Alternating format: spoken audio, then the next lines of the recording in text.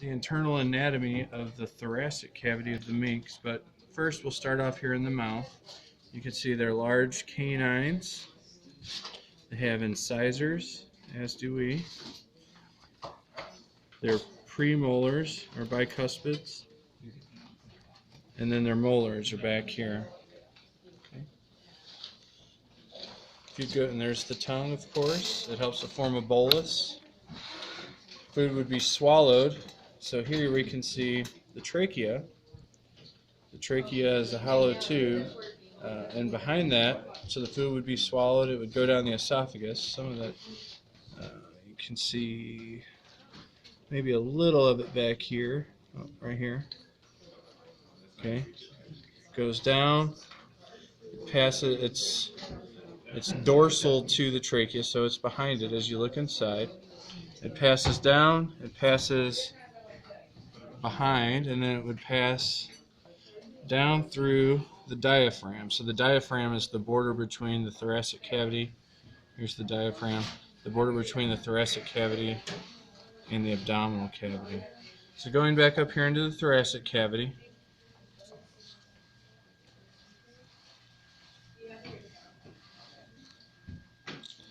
the heart, of course, lies in the center of the thoracic cavity behind the sternum. It sits between the two lungs. The left lung has 2 lobes. The right lung over here has 3. If we remove the heart, you can see those lobes a little clearer here. 1, 2, 3 versus 1 and 2. Okay. So when the mink, or any animal for that matter really, breathes in, air goes down, it goes through the trachea. Okay. The trachea is a hollow tube. It's got these ribs in it that are composed of hyaline cartilage. Air goes down, it branches, and you can see the trachea right here branching into the right and the left bronchus. And so then these take air into the lungs. The bronchi branch, become bronchioles inside the lungs, and at the end of the bronchioles you have these little grape-like clusters called alveoli, and that's where the capillaries come in and the gases are exchanged in the lungs. Okay. Going back to the heart here, what you would need to know on the heart, this one still has some of it intact.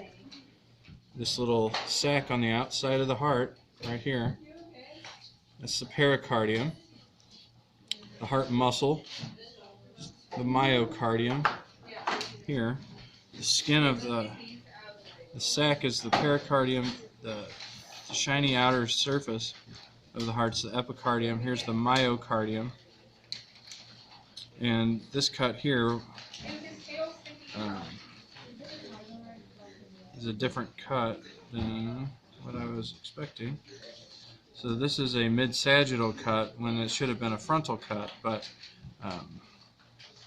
so really they've got some of the right and some of the left showing.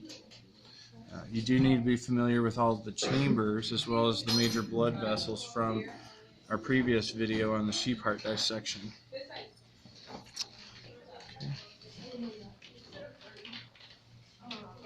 Up here in the throat, they have the right here this hard part along the trachea. This is the larynx. Okay, it contains the vocal cords, and also back here, just above that, would be the epiglottis. The epiglottis is a little flap that separates the respiratory from the digestive tract. Okay.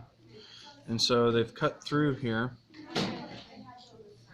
They've cut through the muscle and they've cut through the rib cage to expose all of this. Okay, these are the intercostal muscles. They cut through you can actually see part of it here, the sternum. They cut along the costal cartilage to make it a little easier on their cut.